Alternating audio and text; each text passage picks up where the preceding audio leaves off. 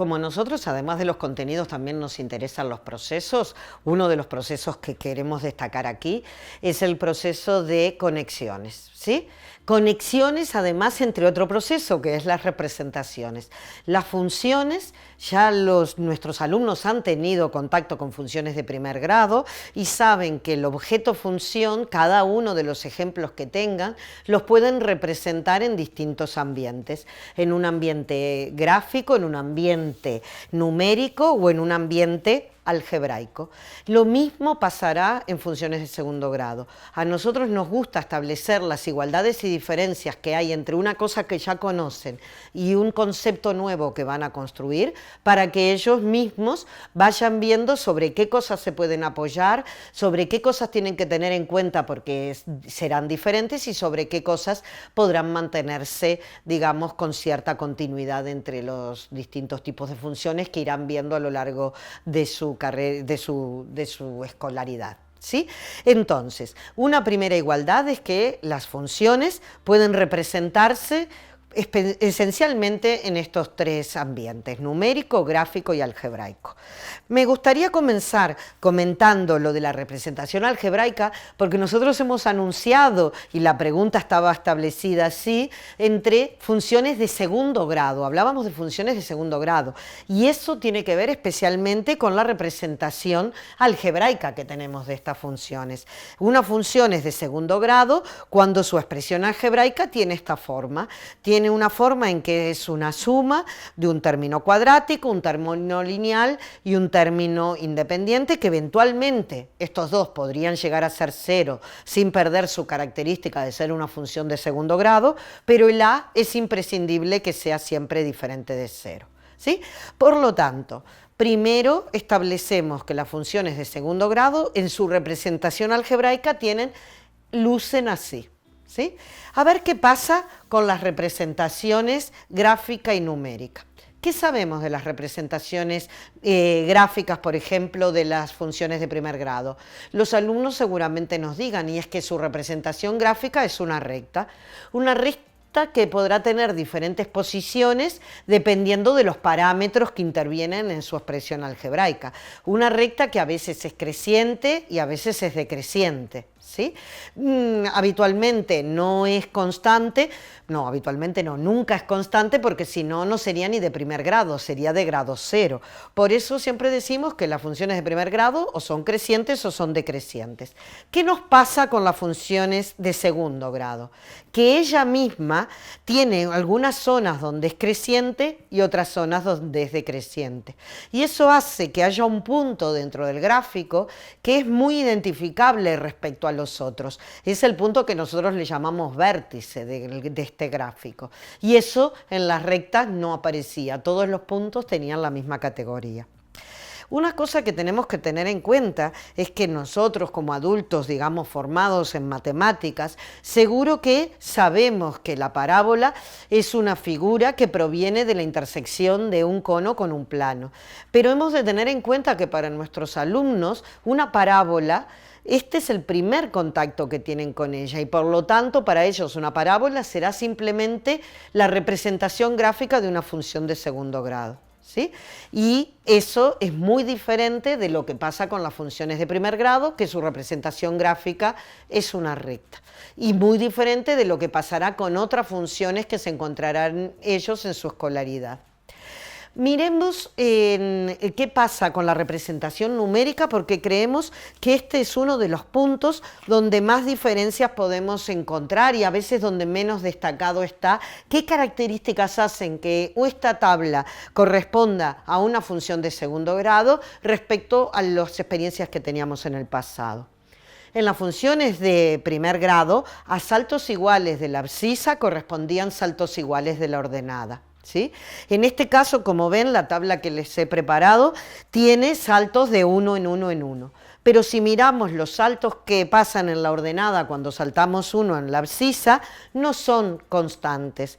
Aquí lo que hacemos es que bajamos 6, aquí lo que hacemos es que bajamos 4 también, perdonen. Aquí lo que hacemos es que bajamos 2 y aquí nos hemos mantenido estables, ¿sí? Por lo tanto, tenemos una diferencia muy importante respecto a lo que pasaba en primer grado. Pero entonces, ¿por qué nos interesan? ¿Qué tienen? ¿Qué característica hay de estabilidad en las funciones de segundo grado? Analicemos, vayamos un paso más adelante. Miremos las diferencias de las diferencias cuando los saltos son todos iguales. Si ven aquí, hemos pasado del -6 al -4, por lo tanto, hemos sumado 2. Aquí hemos pasado del -4 al -2, o sea que, oh casualidad, hemos subido 2 también. Y aquí también. Por lo tanto, lo que tenemos es que en las funciones de segundo grado, cuando tenemos saltos constantes, las diferencias no son constantes, pero las diferencias de las diferencias sí. Y eso es un elemento básico que hace que este grupo de funciones los estudiemos por separado y con mucho interés. Los profesores que ya han tenido contactos con otro tipo de trabajo, con funciones, saben que eso está relacionado con el hecho que las funciones de segundo grado no tienen derivada primera constante, pero sí tienen derivada segunda constante.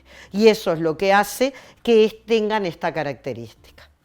Por lo tanto, la idea es que nosotros cuando presentamos funciones de segundo grado tenemos que tener en cuenta que nuestros alumnos ya han tenido experiencias con primer grado y por lo tanto establecemos relaciones y siempre nos gusta que los alumnos en plano de igualdad vean las relaciones entre las representaciones algebraicas, numéricas y gráficas.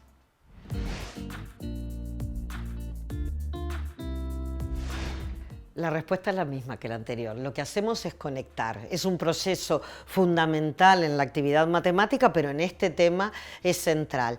Conectamos funciones de segundo grado con funciones de primer grado y dentro de las funciones de segundo grado conectamos diferentes representaciones. Si nosotros tenemos claro que la representación algebraica más conocida de las funciones de segundo grado es esta que tenemos aquí, es la que conocemos como representación general, esta representación vemos que nos permite pasar de la algebraica a la numérica, ¿sí?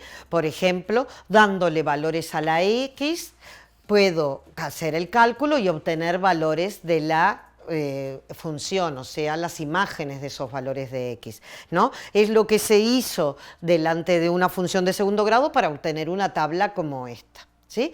Y después de obtener una tabla, cada uno de estos corresponde a un punto y por lo tanto si yo estos puntos los represento gráficamente y luego, digamos, sabiendo la forma que tienen, los uno, me quedarán funciones que tendrán forma de parábola como ya hemos comentado en el caso anterior, ¿sí? No tiene que ver esta representación gráfica con esta representación numérica, sino que son dos ejemplos diferentes, pero nosotros sabemos que de algebraica a sustituyendo valores llegamos a la numérica con cada uno de estos es un punto y uniendo esos puntos, si es una tabla que está hecha, digamos, con una amplitud, digamos, suficiente, que ahora analizaremos qué cosas básicas tienen que tener las representaciones numéricas de las funciones de segundo grado para que después las pueda convertir, nosotros sabemos que esta conexión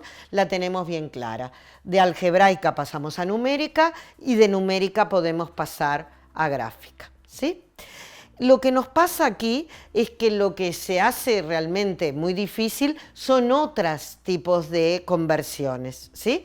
Por ejemplo, si yo quiero pasar de representación numérica a representación algebraica, una de las cosas que tenemos, digamos, ya los adultos entre nuestro bagaje de posibilidades, de herramientas, es que podríamos establecer que, claro, teniendo 3 puntos y tengo que determinar 3 parámetros, puedo establecer sistemas de 3 ecuaciones y 3 incógnitas y determinarlos.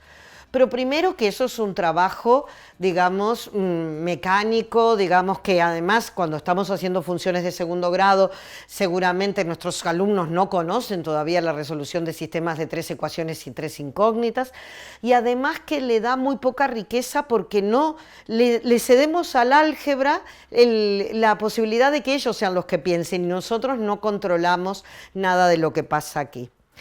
Por ejemplo, ¿qué sería mucho más interesante? Nosotros analizar esta tabla y yo veo en esta tabla que hay dos valores que tienen la misma ordenada, ¿sí? El hecho de que las funciones sean parábolas implica que hay un eje de simetría y el vértice está justamente en el punto donde el eje de simetría corta el gráfico. Por lo tanto, si yo sé que en el 0 y en el 2 los valores funcionales son los mismos, nosotros podemos sacar como conclusión que el vértice tiene una abscisa que es punto medio de las dos abscisas que estábamos considerando. Y por lo tanto, yo esta tabla no la miro como si fueran unos números que no interpreto, sino que la miro que realmente es una tabla que en este punto tiene su vértice.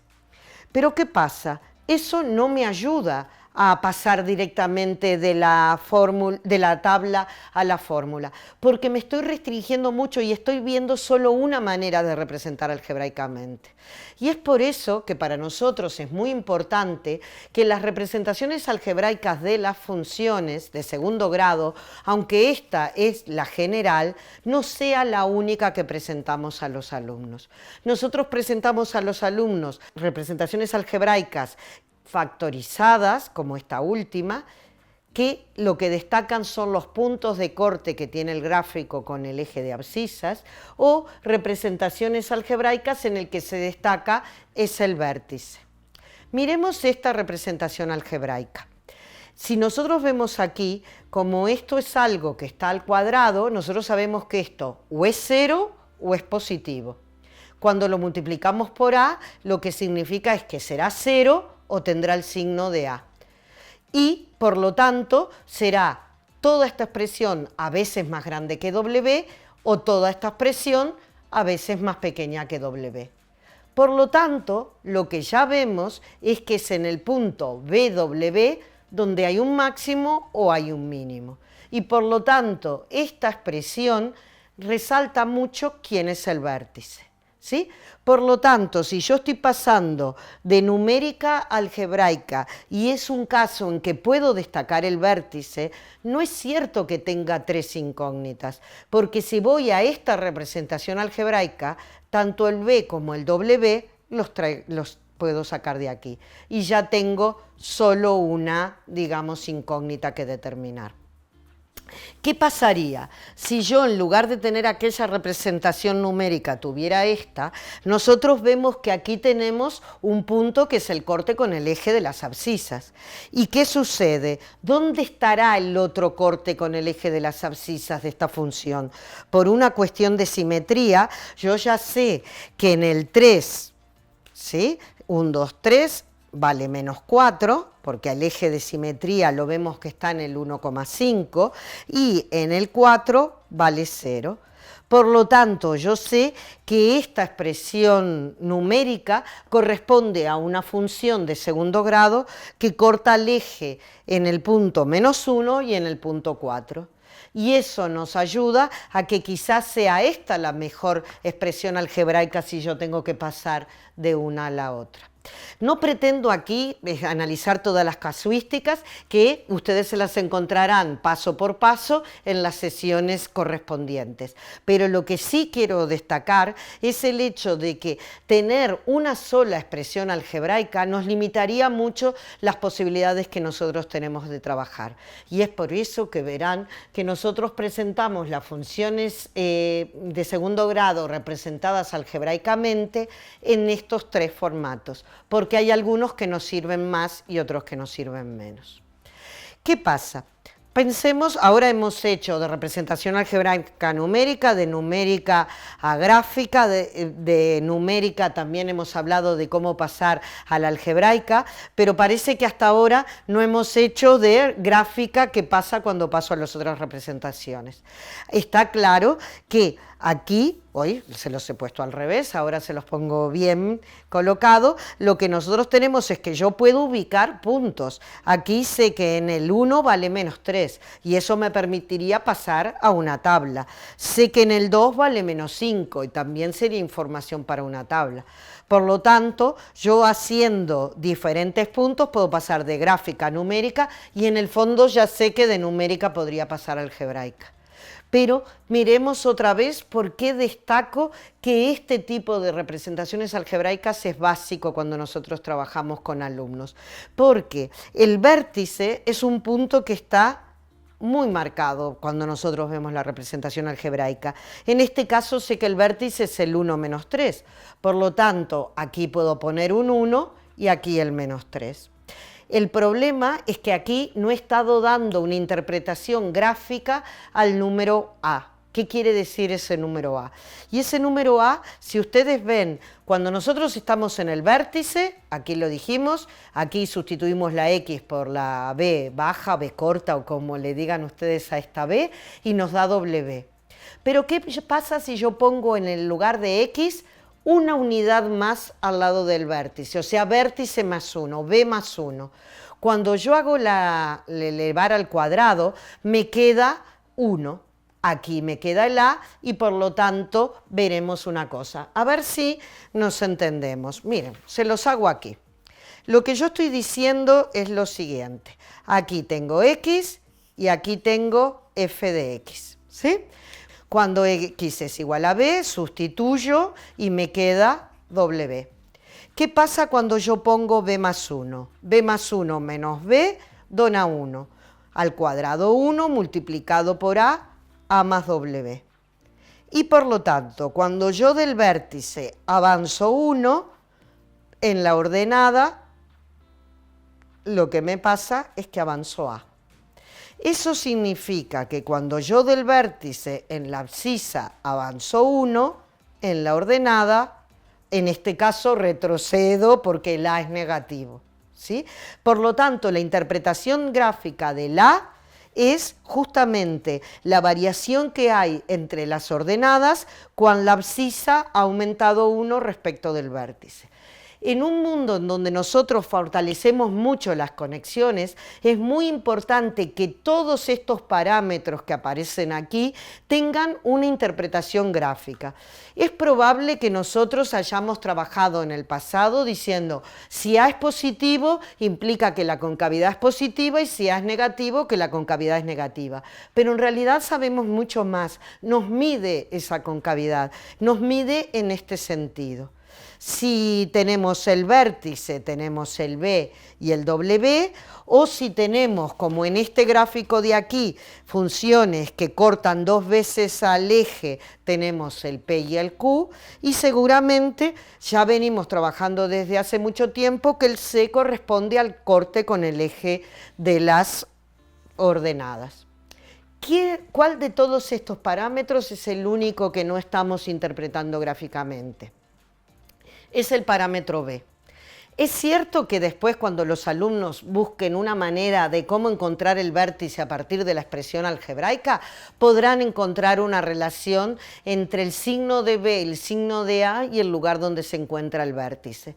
Pero una cosa que verán los alumnos también, no en el curso de tercero, sino en el curso de cuarto, es que B tiene relación con la pendiente con la que la gráfica corta al eje de ordenadas, ¿sí? Pero eso ya será una cuestión que vendrá en cursos siguientes. Ahora, y a modo de resumen, lo que me gustaría destacar es lo siguiente. Las representaciones no las presentamos como 3 cuestiones que están aisladas una de las otras, sino que las tareas que pretendemos que hagan los alumnos sobre funciones serán tareas de traducción de un lenguaje al otro. Y para eso juegan un papel sumamente importante como un hilo de conexión los parámetros de las expresiones algebraicas. Lo otro que hemos destacado es que con una expresión algebraica sola quizás lo podríamos hacer todo, y es muy posible que nosotros cuando estudiamos en el pasado, con esa ya lo teníamos. Pero lo que nos pasa es que la comprensión geométrica y la comprensión numérica que damos es mucho más pobre que el hecho de manejar diferentes representaciones.